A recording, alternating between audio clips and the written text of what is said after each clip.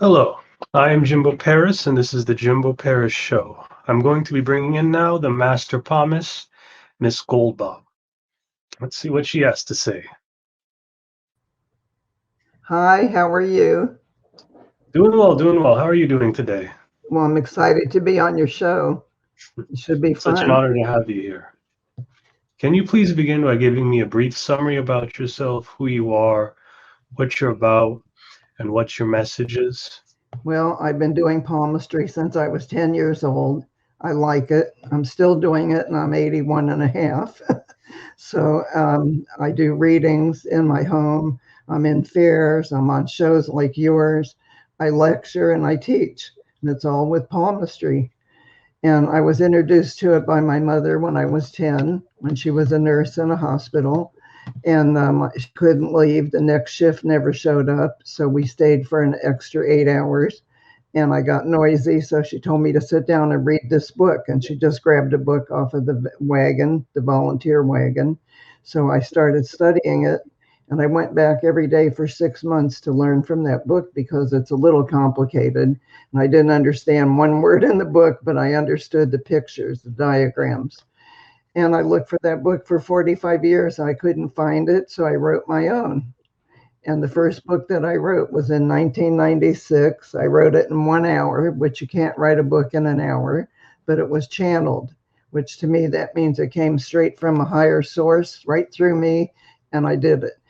And that book was accepted by 4 different publishers, and it was called May I See Your Hand?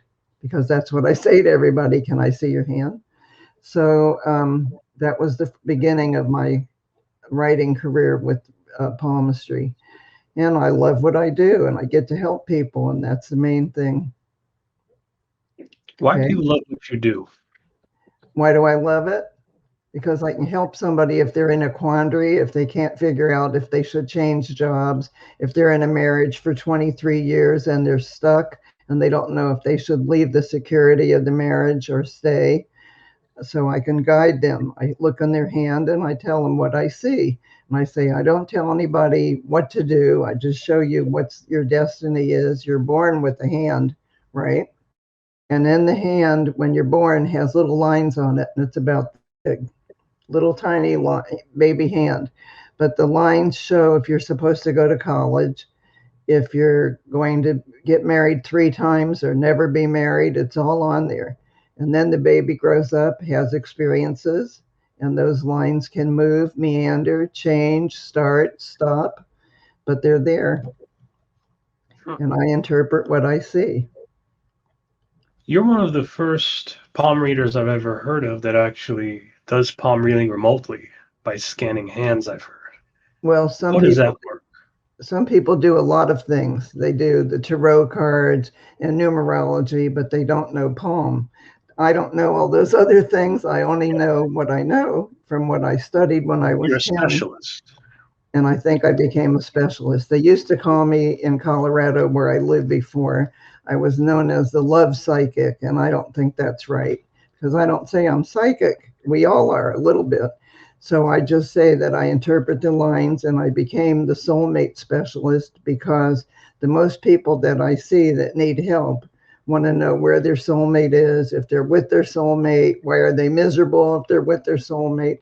And it's men and women that ask me the same questions. So I wrote the second book called Soulmate Connections. It's this one right here. So I wrote 4 books. The first one was May I See Your Hand? That's how I teach classes out of it. A person could read that book and teach themselves. It's that simple. And there's a diagram on almost every page. Then, because I wrote the Soulmate book, I decided I should have my own TV show. So in Colorado, I had a show with the same name, Soulmate Connections, because a connection is where 2 people meet, connect, recognize the energy, and everything in this world is energy, right?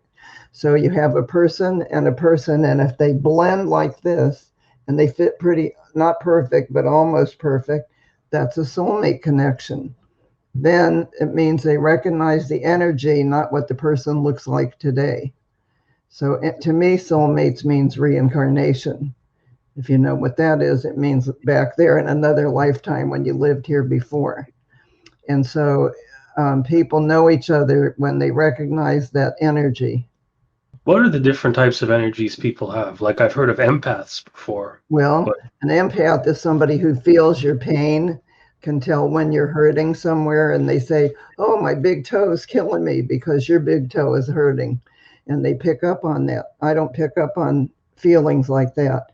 I pick up on people that are upset and they come in here looking for an answer. They walk into my house to get a reading and their face is way droopy. When their face is lit up like a Christmas tree, they're because I showed them guidance. I gave them an idea of what they might could think about doing with their life. So yesterday I read, or Sunday, I read a couple that were here. And the woman had been here in April. She brought the guy she's dating and she wanted to know if it's her soulmate. So I said, "Well, I can't tell you that in front of him." And I wouldn't anyway. "Call me tomorrow." Sure enough, Monday morning, phone rings. She calls me. "Is that my soulmate?" I said, "Well, yes, it is. You're a match set. But if you have to ask me, then there's a problem because you should just know it. Knowing, it's called being in awe, AWE, in your gut feeling. You just know I'm home. I've heard a lot of psychics talk about this, but how do you tap into your gut feeling, as you would say, or intuition? I agree, gut feeling is a good Okay, way I to. use a couple tools. So first I have two pieces of amethyst in front of me, and amethyst is for intuition. Then I use a great big crystal about this big. I could show it to you. But the crystal is probably I've had 40 years and it's for clarity. So intuition and clarity, and I put it right in front of me, aimed at across from me, and that's how I get it. It's my tool or my crutch or my way to get in. They can't lie to me because I get it. See? It's quite interesting. So you also do crystal work as well because you use amethyst too. Right. So I use pink quartz if somebody's hurting and they have pain, and that's physical pain, not mental. And that's when I use that. And I say to them, "Here, I'm going to break off a piece." And I give them a chunk of mine and I say, "Take this home with you, put it under your pillow or keep it in your purse." Man, I say, "Keep it in your pocket," and that will help you. And it does, it works. I don't know how or why. I just know pink quartz is a healing component. Yeah, so you provide other services as well. So you do psychic readings, but you also do healings and cleansings too. No, I don't do that. Okay. I can't do a healing because I'm not a doctor. I might tell somebody you need to watch what you're eating or go stand on the grass barefoot because you need to have the energy of the earth coming through. But I'm not allowed to prescribe things or tell people what to do. And then because I'm not a healer, but I heal. So it means it heals that if somebody has a sore spot in their heart or they're hurting other ways, I can help them to get past that hump. So when I do a reading for somebody and it's on the internet, because I've talked to people in 93 countries so far, I do a 5 to 6 page typed report. It's pretty in depth. And each one is individual. It's not generic. Everybody is different. So their whole story is different. And after a person reads that, they reread it a couple times. Then they get in touch with me and they go, "Oh my God, you got me." Or, "How did you know that?" Or, "Why do you think I had back surgery?" And I say, "Well, didn't you?" And they say, "Well, yeah." So I said, you can't lie to me because it's on the hand and I know how to find it. Okay. So I've had murderers, kidnappers, embezzlers, blackmailers, UFO people. I've seen them all and I call them on it. So I had a man in my house once or at a fair and I said, "I see that you embezzled some money. It looks like 100,000. He goes, "That's right. I paid that back. I've served my time." How did I know that? I don't know where that came from. I blab it out, but it was right. I was right on the money there. With palm reading, do you actually have to, how does the reading sort of work technically? Is it more difficult than tarot reading or is it more Um, intuitive? It's You have to esoteric. feel the hand, or could you just see it from here? Well, And first of all, palmistry is scientific. Some of the other stuff isn't, but I know this is. And then when I wrote my first book in 1967, I found out that every medical school in the United States made the physicians, residents take one whole day of palmistry. And I thought, well, that's weird. I wonder why. After I wrote the book, I found that out. So I looked it up, and it's because they can look at a newborn baby's hand, their little palm, and see if there's congenital heart failure, if the kidneys are formed right. They can see everything they need to see on a little tiny palm. So that makes it scientific as far as I'm concerned. So I think the tarot cards and some of that other stuff is kind of, it's out there. It's in woo-woo land. And what I do is not out there like that. do you ever have any challenges or misconceptions? Like, I know along this route you must have had some struggle learning palmistry and the science of it. What were some of I your bigger started, well, when I started reading people, I wasn't very good. I got maybe 25% right when I was a 10-year-old in the fourth grade. By the time I was 20 and married the first time, I was getting 50% right. Now I get 90 to 95% right because I'm not perfect. I never said that. You know, if I was perfect, they'd call me God. So I'm not. I miss on a few little small details sometimes, but I'm pretty close to almost right. What are some of your best client success stories? Well, I've done famous people that you would have known. If I mention them, you'll know them. So Gerald Ford used to be our president, right? So when I lived in Colorado, he did a fair where, I did a fair and he was a keynote speaker. And so it was upstairs in a place called Eagle's Nest, which is really high up. And he came upstairs and it was called Cirque du Soleil. And there was 2 palm readers, 2 jugglers, 2 belly dancers, 2 of everything. And he got in my line, but I had this big long line and I never look up. I'm busy doing my thing with the magnifier, looking at him. And he sits down in the chair across from me like this. And he goes, I don't believe in this stuff. I don't know what I'm even doing here. And I look up and I go, oh my gosh, it's Gerald Ford. Well, he had 4 Secret Service standing behind him. So I said, you better have them go across the room because I have a big mouth and they're going to hear what I have to say. So he said, you're probably all a bunch of fakers anyway. I'm going to go downstairs and tell everybody not to come to you. You're a big fake unless you tell me something only I know. So I made a little prayer to myself that I'd be really brilliant. And I said, okay, I'll tell you something only you know that I'm going to pick up off your hand. And I got it. And he jumped up and yelled, I'm a believer. And those Secret Service were on me like I killed them. They pounced on me. And then they got in line right behind them. And I read them. Then I've done movie stars. And I did Ivana Trump before they were ever divorced. And I said, I see there's trouble in River City, which is my code for there's going to be a divorce. And she goes, oh no, me and the Donald are like that. And 2 weeks later, their divorce was announced. So I got that. Then I've done Kevin Bacon, who's a movie star, Sly Stallone, John Travolta, Jackie Gleason. You might not know some of those people, but you might. Oh, John Travolta. Okay. So I did Irma Bombeck, who wrote a lot of books. I did Phil Donahue, who used to have a TV show. He was a daytime show that he was on nationwide. So I've done a lot of people, and every one of them were successful. Every one of them had a career path, and their head was this big. And when I'd read their hand, they became human. They came right back down because I put them in their place. And I'd say, now, let's not get all crazy here. Let me just see what I can get. And I would get them. And I got most of them 100% or close to it. Well, the interesting thing I find about palmistry is that, do you ever get blockages? Are there ever people that are very hard to read?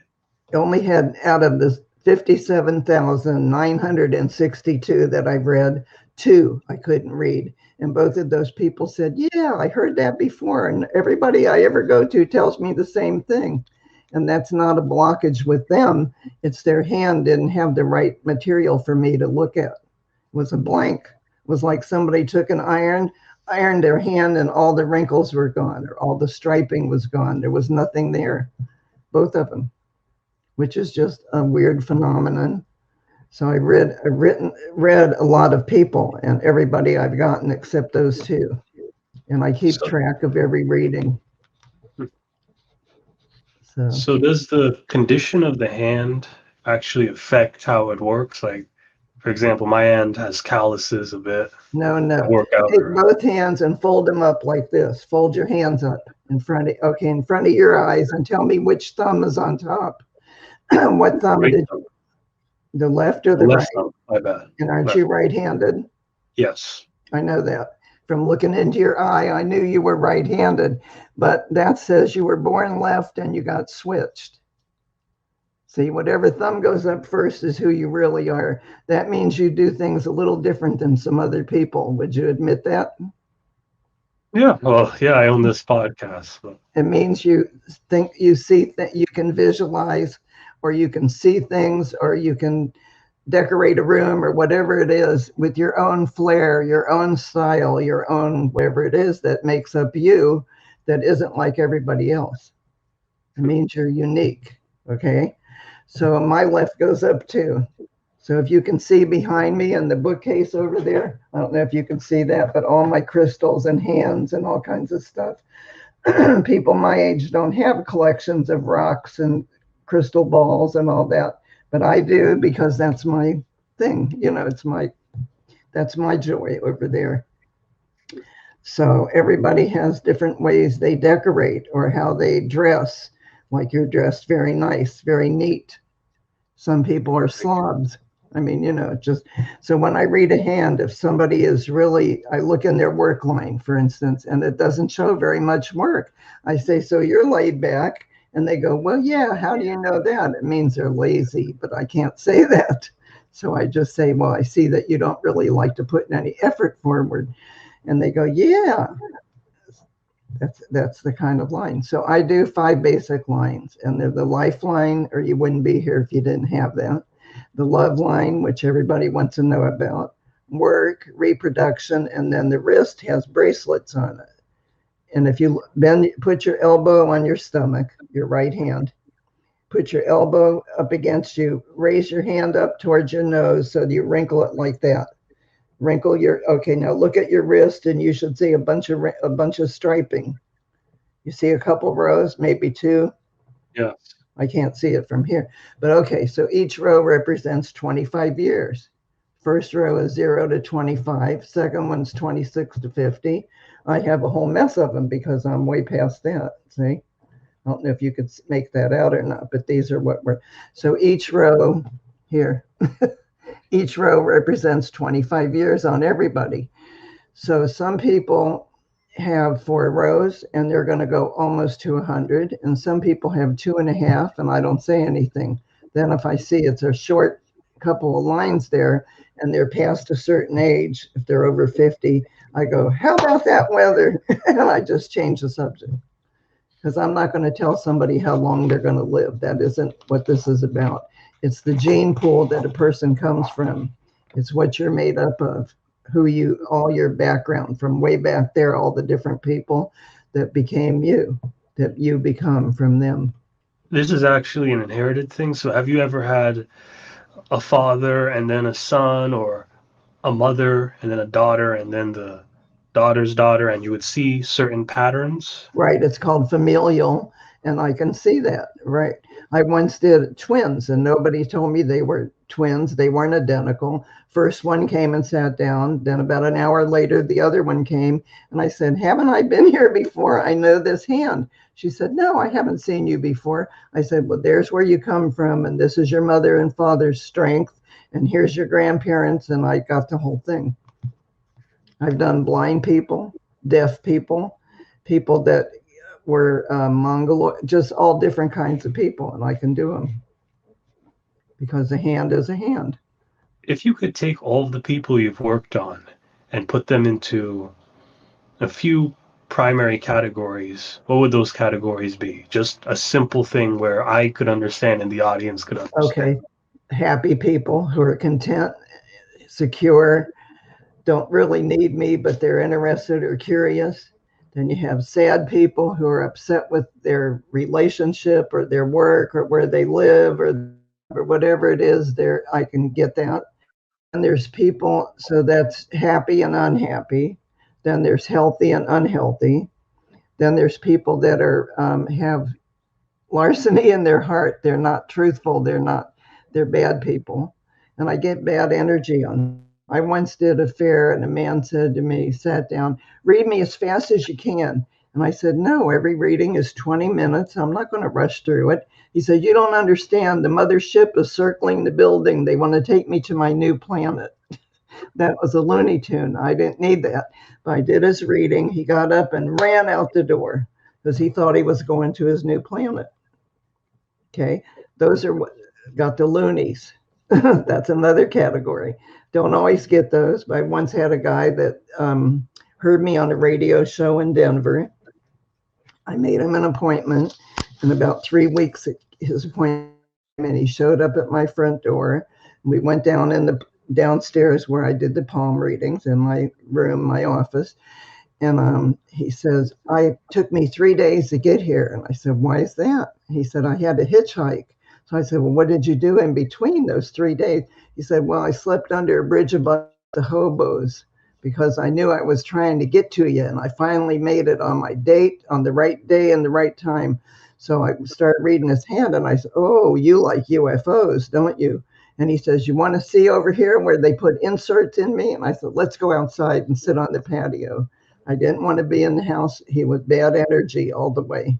So we got all done. I said, so where do you live? He said, well, I escaped from the mental hospital. That's not a good thing to be home alone with something like that. So he said, I snuck out. They didn't know, they didn't miss me. So those are the different categories. So there's happies, unhappies, just all different kinds of things. But everybody has issues at different times in their life. Things come up. Another interesting thing you said was about the hands actually changing. You think the certain parts like the wrist here or so No, that's forth. not going to change. Do you know how when you were in school, you studied, they chop a tree down, they know how old the tree is, they count the rings? These are Yeah. rings, same thing. A vet in a dog's mouth and tell you how old the dog is by the bumps on the roof of their mouth. Somebody that knows grass can pull a blade of grass out and tell you how old the grass is. So the bracelets aren't going to change. What changes is if you have experiences, take you up, it takes you down, it's going to impact your brain and it shows up on the hand. Anything you go through. So a marriage, a high school graduation, a college degree, whatever it is that you go, whoo, and then you go, oh, up, down, because that's life. That's what happens to everybody. It's going to show up on there. So the lines do change because that baby grew up and had experiences, right?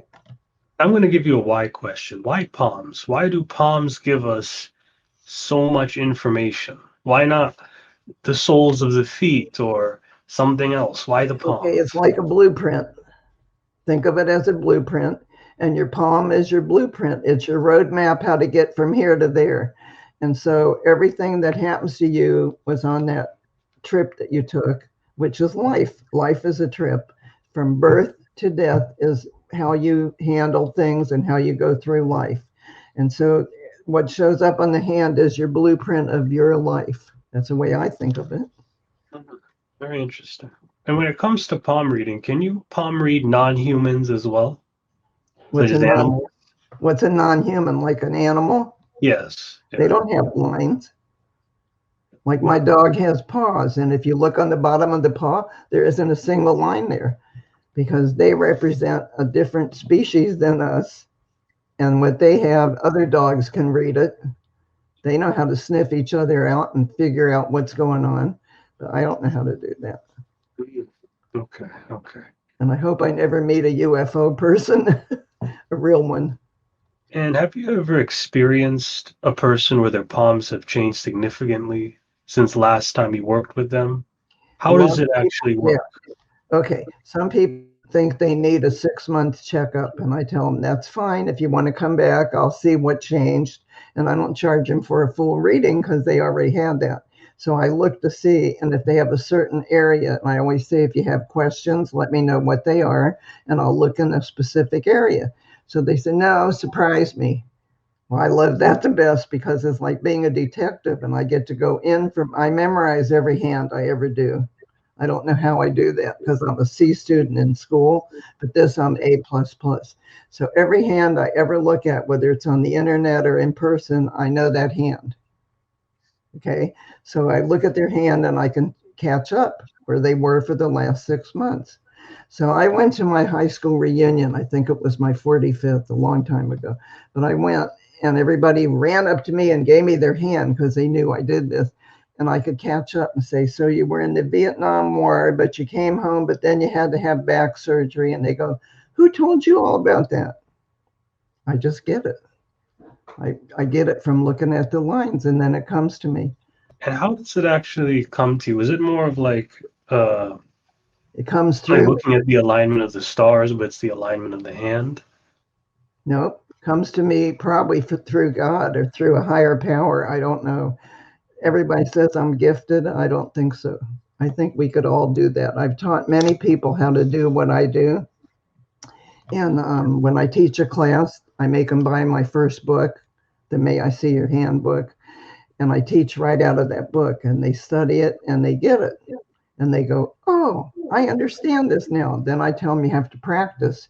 Just like if you went and took piano lessons, you do one hand and two hands and both hands and a foot pedal and you're doing music. Well, with this, you have to practice. So the first one you read might not be so good. Second one might be a little better, and then it gets better with the more that you do.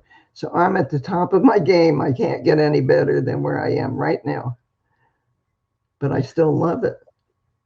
I wouldn't be working 40, 50, 60 hours a week if I didn't like it. And I started this in 1996 full time. I gave up my corporate after 35 years, a corporate job, and I went to this. That's a long time. That's 25 years doing this for myself. And the house we live in Florida, I bought with palm reading money. So I saved up for 10 years to get that. Why are you at the top of your game in a sense? I definitely believe that you're at the top of your game, but what makes you stand out from other palmists? Is it your Well, drive? Is it your experience? well, when people walk away after a reading with me, they are completely astounded and they go, I can't believe it. And they're just so completely they're just happy. And the thing is, other palmists they might be cut and dried. I don't know. I have a little personality. So what happens is when I'm happy doing what I'm doing, it shows right in my face. Somebody said they once walked by me in a fair and they didn't recognize me. And I said, why? And they said, you don't look like you when you're doing a reading. You're in another whole place. And I said, is that bad or good? They said, it's fantastic. They liked that I was enjoying what I was doing. It was a friend of mine. And she said, if I didn't know you, I would think you were somebody else. And I said, why? She said, your face lights up just like the person you're reading. You're both grinning together and laughing and you're having a good time. And if I can't have fun, why would I do it? So I worked part-time in a little store in the town I live in up until a year ago. And when I quit during COVID, and it was a little metaphysical store. And after doing people, I just worked one day a week, Tuesdays. And I thought, why am I even doing that? I don't need it. I just couldn't believe I did it. So after a year, I dropped it. And then COVID came in and I didn't care. But during COVID, I could only do them on the internet. And I got very proficient at internet readings. So I can have as many as 14 in an inbox waiting on me at one time. Takes me an hour and a half to do a single reading. And I did want to tell you, I'm offering a special. If anybody tells me they heard me on your show, I would give it to them at 50% off. And so normally it's 100 for a reading and I would do it for 50. But they have to email me and tell me they heard it through you. And my email is palmist@myrnalou.com. And that's spelled LMIST and my name is MYRNALOU. It's all one word. It looks like Mary Lou, but it's Myrna Lou. And I was named for a movie star named Myrna Lou. And I'm sure you never heard of her, you're too young, but my mother liked her. So when somebody can get $100 reading for half off, that's a pretty good, you know. So when I did one show out of Canada, just to give you an example, I got 40 readings from one show. That's a lot of readings. Took me months to get through all those because I had my own people in between. My own stuff was coming in, not just those people. So To give people sort of a landscape and a view of how palm readings are done online, are palm readings done online harder or different compared to? same for me. Oh, Let me okay. just show you. This is the hand that I use. Can you see that? Yes, I see that. Okay, so those were the 5 basic lines I was telling you about: life, love, work, reproduction. Okay, so those come in fine. Faxes, if somebody faxed me, it wouldn't come in. I can't read a fax, but I can read a hand if it's just a picture taken with their phone and they scan it and send it to my email. So first they have to write to me and say they want it at half off, and they heard me on Jim, your show. Then I say, okay, then I will do it at half off. So normally I don't like to do that, but I do it for radio shows because I think that's fair, to give people a break. I don't really need the money. I don't do it for the cash part. I do it for gives me an up. It's like my therapy to do somebody's hand. So if somebody's trying to trick me and they say, I want you to read my hand, and they send me the hand of their neighbor, I say, well, this isn't your hand, is it? And they go, how'd you know that? Well, it doesn't sound like how they sound when they were talking to me. And sometimes they talk to me before I do the hand. They'll email me, then we go back and forth, and I can tell by the language or how they're talking. And maybe if it's a really big fat hand and the person sounds like a thin person to me, I don't know how I know. I just know. That's pretty funny when you think about it. Can you sort of tell me what advice you would give to someone that's pursuing a career similar to yours? If somebody wanted to learn this, I would say that you have to clear your mind. First of all, the kind of palmistry is called Oriental, comes from Asia. And Hindu Indian is the one most people know, which is very complicated, very hard to understand, and hard to interpret. So I know the one I do is very simple. Actually, in history, Aristotle and Caesar both used the kind I do. And so before they would go into battle, they would have their hand checked. How you like that? So actually, if somebody wanted to learn this, I would say the first thing you have to do, if you know anything about Hindu Indian, divorce it from your head because you're going to get all mixed up. And if you do my system, which is simpler, it's easier to digest it.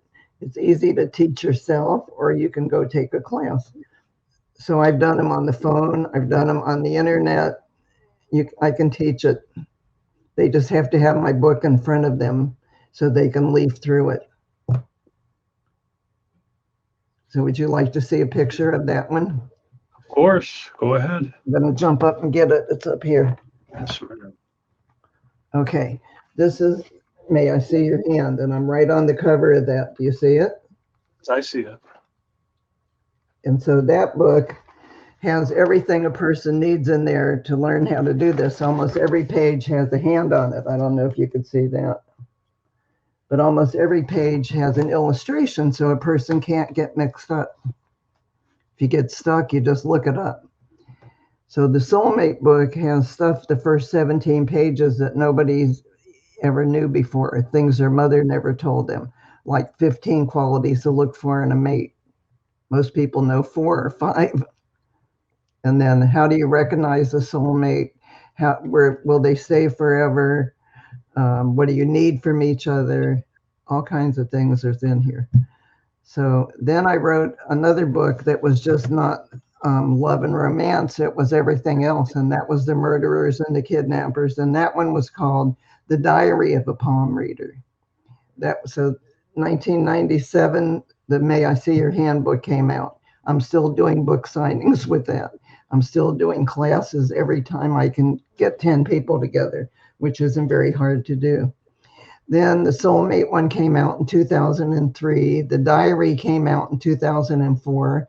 And then I was so busy doing readings that I didn't have a chance to write until 2014.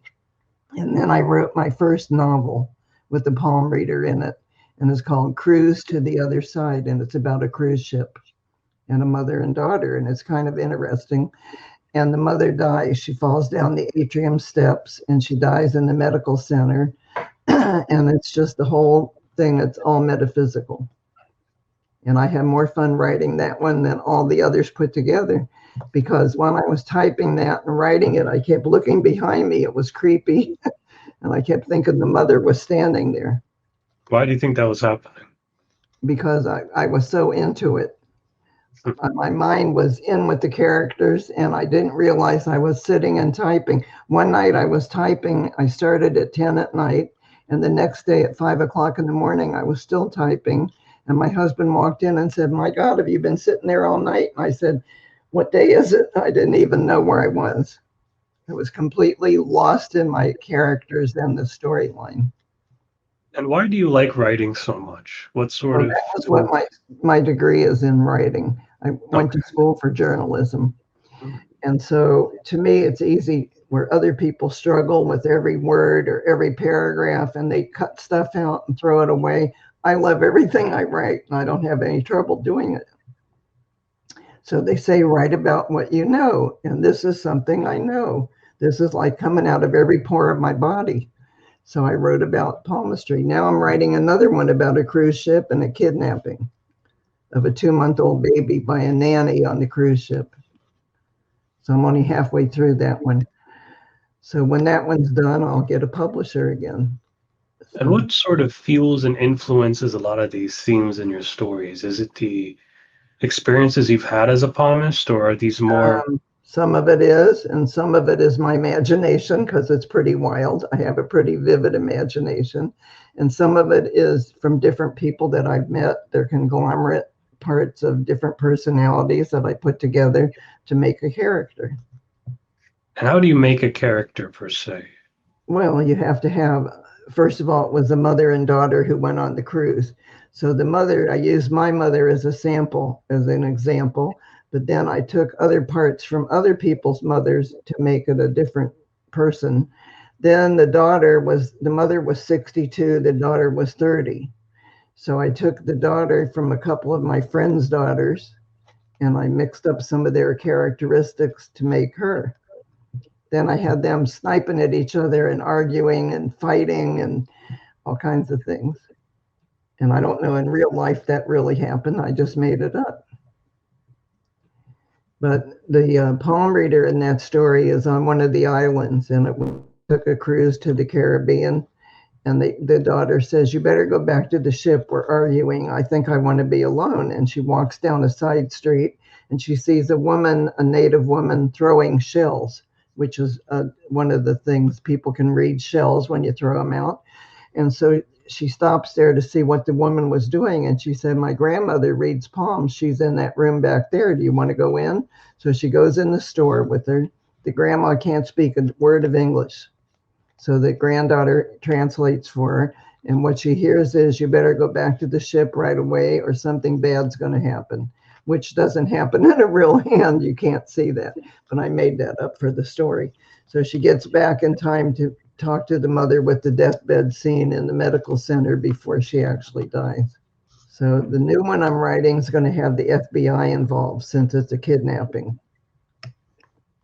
Because they get called in, it'll be in an American waters when it happens, either Panama or Costa Rica or Puerto Rico, somewhere where they'll call them in. So as an author, are you self-published? No, don't have to be, never have been. So the first one was by a publisher called Woman in the Moon in California, but she went out of business. So that was a mistake. 4 publishers wanted it, and I went with somebody who quit. So then the next 2 were with Infinity Publishing, which is not self-publishing. It's a company pay them to put the book in a format that's book form that makes it this size like this, a regular book. Then the last one was a press. It's called A Buzz Press, and they take your story, they take your manuscript, and they did the cover, they did everything that it needed, and none of them I didn't have to pay a dime for that one. So that was a real publisher, and so was the first one. So I would never self-publish. I don't think I have to, because I have enough stuff to say that would be interesting. And the cruise ship one, the cover of that one has a cruise ship with the hand holding it. I got to show you that one. I should have had them all down here. Might as well get them all down. Okay, this one, if you can see it, is a cruise ship. See it with the hand holding it? And it says cruise to the other side, meaning the other side. So, because the mother goes to the other side. And the diary one here is just the hand holding a diary. Okay. So of those four, I love all of them because they're my words. They're like having a baby. When you first open the box from the publisher and it comes to the house, you open it up and it's like you gave birth. It's the most exciting thing 4 times. So that's why I'm writing the 5th one, because I want that up again. And it's fun to see your name in print, and all that. So when I had my own TV show, I had 24 couples come on one show, and I had them sit in a long line like a train. You know how kids played train and they all put the chair. And then as each couple came up, everybody stood up, moved up one chair or one set of chairs because it was coupled. And I interviewed them, and they're on YouTube. I'm all over the internet. If you Googled my name, you would get 28 pages, which is a lot of stuff that I've been in over the years, but I never quit. So that's the thing. I was going to retire, and how can I? If you like something, why would you quit it? I would be bored. I think we need to go more in depth into this, but how did you make this transition from being a skilled palmist to a businesswoman that's actually using her Well, skills that's to the thing. Some grow of the and people that are in metaphysical fields are in la la land. I don't know where they are, but they don't have a business head, and I have both. So when I'm doing the palm reading work, I'm doing the work, but I also pay attention to details, and I know what I'm doing, and I keep records. That's how I know how many people I've read. So when I was 10, my sister was 6. She's now 77. To this day, she walks with her hands behind her, and she doesn't want me to look, but I know her hand by heart. Remember, I told you I know every hand when I see it. So I know her hand. I know what her tendencies are. I know what her fears are, what her love of things is. It's all there. I don't have to see it to know. So the best thing is when I got married when I met my husband in 1996, I said, "You're going to be number 9999." He goes, "Oh no, I want to be number 10,000." I said, "You don't understand. It's just for me. Nobody cares how many I've read but me. And you're 9999." He goes, "No, I'm 10,000." So he tells people to this day he was the 10,000th hand I read. But he wasn't. And that was, look how many years ago, 25 years ago. And I've come all the way up to 57,900. And when you read all of these hands and you look back at it, how does that make you feel? Well, accomplished. Like I got something, I help people, and it's an accomplishment for me. And I also get the up out of it. So what else? I don't need anything else. To me, that it's like I said, it's my therapy. It helps me if I'm helping somebody else. And that's important because you have an actual track record to look back on. It's not just about other things, because with money, yeah, it's important, but you can't really carry that within you in the No, same but way. some people are here today, gone tomorrow, or they do it for a year, get bored, and quit it. And I never got bored yet. My own mother once asked me before she passed away, "Aren't you bored with this yet?" I said, "Every hand is a plethora of ideas and stuff and juice. How could I get bored? I like it." And it's like playing a mystery. unraveling the mystery. And people try to hide things, and I get them. I say, so you have a secret safety deposit box. How come your wife doesn't know about it? Oh, who told you about that? I say, nobody. I see it right here in your hand. But the worst thing that ever happened, one time a man came in my house, bounced down the steps, said, I'm married 25 years. How about that? And I say, congratulations, please sit down. I started looking at his hand and I said, so I see that you see your secretary 3 times a week in a motel. He jumps up and he goes, you're not very good. It's 5 times a week. So that was bad because I couldn't have blurted that out. How much information could you actually dig up on a person? Is there certain types of information a person can hide? Well, I Sort could of like go the 4 hours fingerprint? on one hand. That's how much information is on there. But when I do a reading over the internet, or if I do it in person, I do it in an hour because it's a back and forth and I'm talking to the person. When it's on the internet, they're not talking to me. It's just a blank hand on the screen. So I study it with my magnifier and I start making notes. Then I type it all up. That's why I said 6 pages typed is a big thing. It takes me an hour and a half to get to that. But each one is different. So there's no set thing. And I just, push a button and give them somebody else's reading. It has to be their hand and their stuff. So I love it. It's because sometimes I uncover some pretty fun stuff. And I think that's another thing as well that may give you an edge over other palm readers. You actually love what you do, and Well, because of that, you're consistent. right, but when I do big fairs, when there's maybe 100 readers there and we're all in this big giant room, there could be 5 palm readers. And I'm always the top one. I'm the one with the long lines right in front of me. And the people won't get out of line. When it's over and they turn the lights out, people go, I've been waiting 4 hours. I'm not going home. You read me. So I've had to use a flashlight and read somebody in the dark because they weren't going to go home till they got their reading. Or I've done it in my car at the parking lot. And I plug in my recorder into the lighter in the car. Cars used to have a lighter thing that you'd plug in, and I could read them and record them in the car before or after a fair. Hmm. So I manage. Is the right hand and the left hand going to give you different readings? Can the left hand look completely different Because from you the were right? born left-handed, you're kind of different, and so am I. I have to read both of them. But if a person is a right-handed and their right thumb comes up on top, like we were doing this, then I just read the right hand. But if they're a righty, which is you and me, have to look at both of them because one is the right hand would be what you wish. The left hand would be what God dealt you. But you live in a right-handed world and your mother made you right-handed. She probably switched you in the crib. So now you have to read both hands because I don't know which one God dealt you and which one is your wish hand. So we call the one that's utopia or wish hand is the one everybody wishes the same thing: healthy, wealthy, and wise, go on vacations, never worry about money.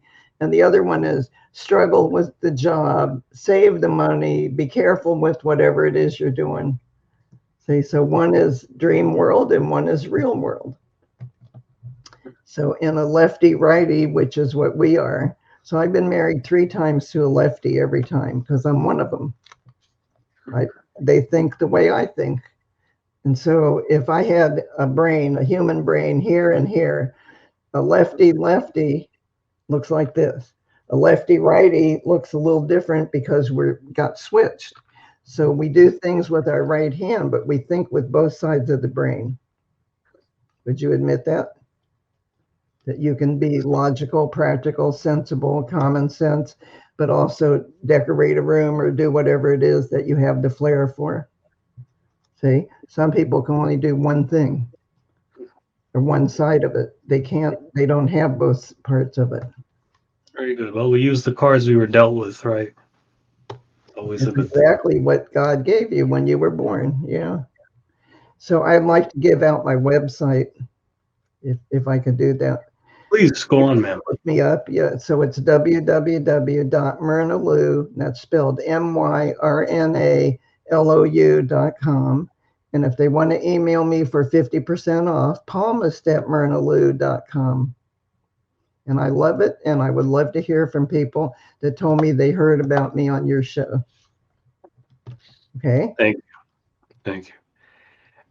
And do you have any final words you would like to tell the audience before we let you off here, ma'am? The one thing I would like to tell everybody is don't be afraid of this because it's not scary. And some people go, I don't want you to look, it's scary. And it isn't. There's nothing scary about it. What it is a record of your life, your blueprint. And if you don't want me to look, I don't look. So today a woman was here who I read probably 5 years ago, or 4.5 years ago. And she said, you told me that I was going to sell my house. And I said, yes. And I told you they were going to lowball you, didn't I? And she said, you told me that. And they did. And so she came to, I just saw her. And so she said, so what, I didn't want you to look because I was nervous. I said, well, I sneak looks. And I snuck a look, and that's how I knew. So she showed me her hand today. So I can be in a restaurant and a waitress sets a cup of coffee down. And I say, so you have 3 children, right? And she says, yes. And I say, and you have one on the way. She says, shh, they don't know that here. I don't want them to know I'm pregnant yet. How do I get that? I don't know. I don't miss on those kind of things, see? And that isn't really a reading. That's sneaking a look. So when I'm in line in the grocery store, I sneak looks just because it's fun for me to do. So you have any other questions? I wear you out. That was a very good talk. I think you've answered all of the questions I have to bring to you. And Well, again, guys, you could reach out to her. She's offering a discount. This is really a good privilege, a good gift to have you on the show. Thank you again. I use PayPal. I forgot to say that. Okay, use PayPal. Yeah. Right. So if they really wanted a reading and they get in touch with me pretty quick, because right now I only have 2 ahead. And sometimes I have a whole slew ahead and I have to fit them in between my clients that come into the house.